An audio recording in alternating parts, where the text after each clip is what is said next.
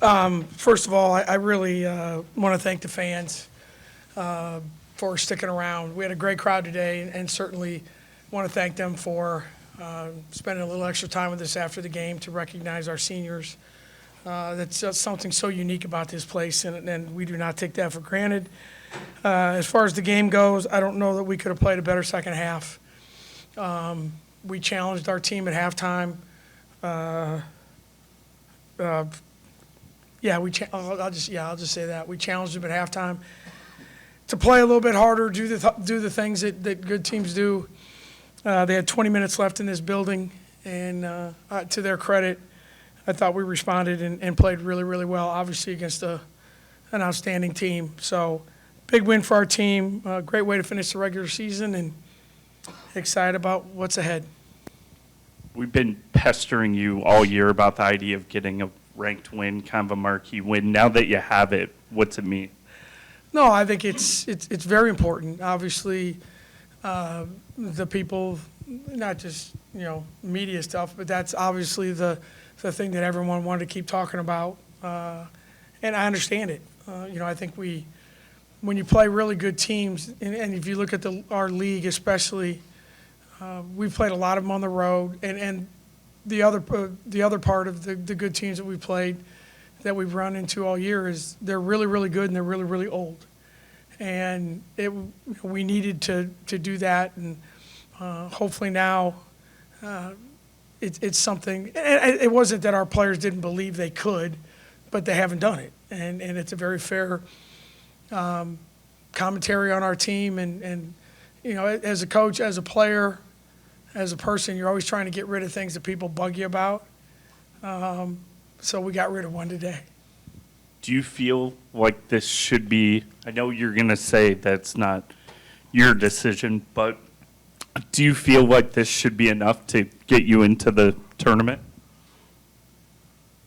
I'm going to say, babe. I hope so. I would say if we're not, then yes, I guess I'll say yes. I mean, I think, I mean, all the numbers and whatever, we play in a great league.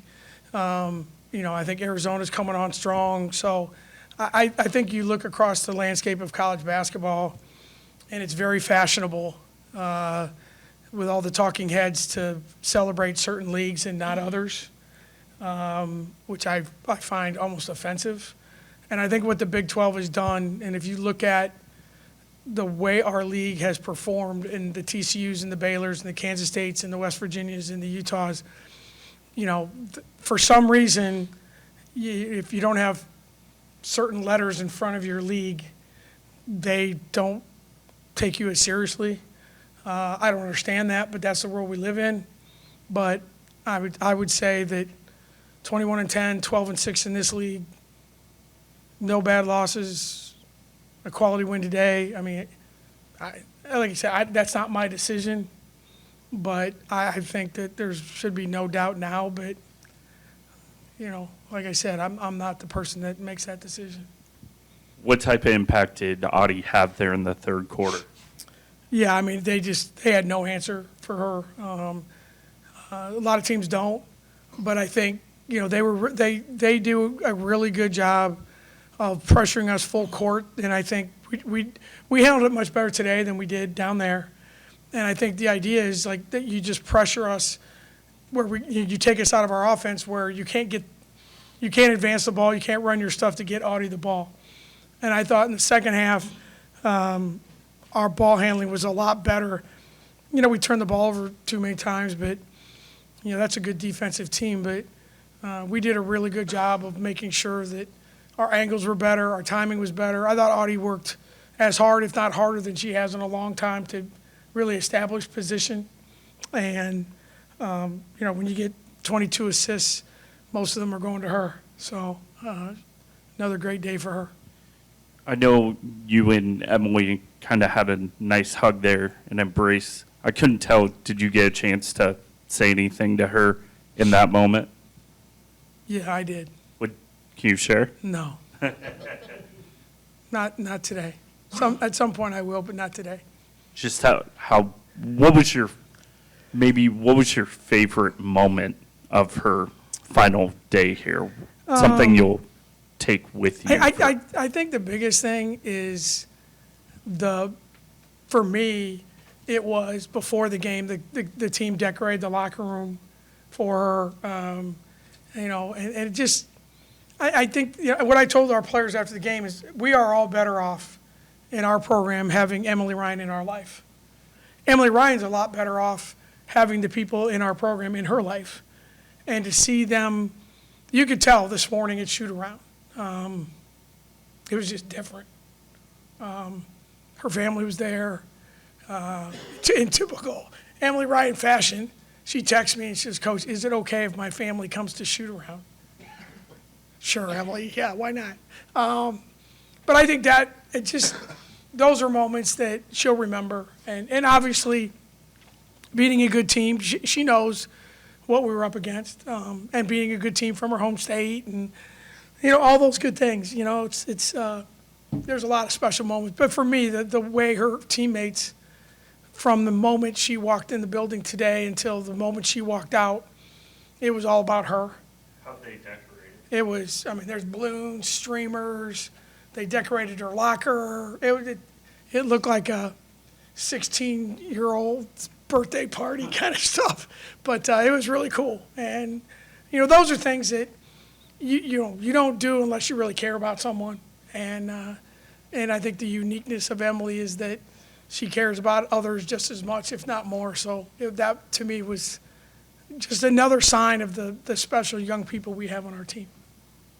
Bill, sticking with Emily a little bit, how fitting is it on a senior night in which she once again falls a few rebounds short of a triple-double, plays the way she plays, team plays the way it does, that she, I guess, gets bloodied and has to wear a different number jersey for a quarter and a half, however it was. Yeah, no, I think probably it's, this doesn't happen in sport enough, but that's the beauty of sports, is this is the kind of day that if you walked, if you wrote a story like this is how Emily Ryan's career at Hilton should end, you wrote exactly what happened today.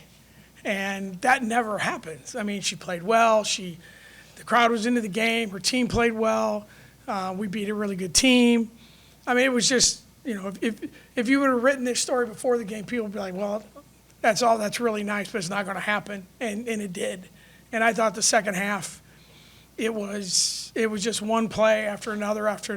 And, she was the one that dictated the flow of the game. And from a team perspective, I asked both her and Addie about this, but what does it say about the toughness factor your team has now? That highest scoring team in the league, best shooting team in the league, yielded 33%, 18 below their average, and out-rebound a good rebounding team by 16. Yeah, that was one of the things, Rob, that we talked to our team about leading up to the game. Sometimes when you have really nice kids, you don't get credit for having a little toughness to you. And we talked a lot about embracing that and being tougher and more committed. And, the term we use a lot is embrace the hard stuff. And, we talked about it a lot in practice. We talked about it. That was the only message at halftime. And, they just, they didn't back down. And we just kept competing and got stops when we needed to and kept scoring. And, to outscore a team like that 50-29 in the second half, that takes a lot of really good things. And it'd be hard to point to too many bad things in the second half. With the balloons in the locker room and just a little bit of a different feel at shoot around, what did it take for the team to kind of mentally be in this one and play as well as they did? I think our team has a really good ability for as young as they are, really, that they can process it that way. They know, they knew what the situation was on senior day, and they really have done a really good job all year of when it's time to practice, time to practice, time to play, time to play. When it's time to be goofy and have fun, it's time to be goofy and have fun.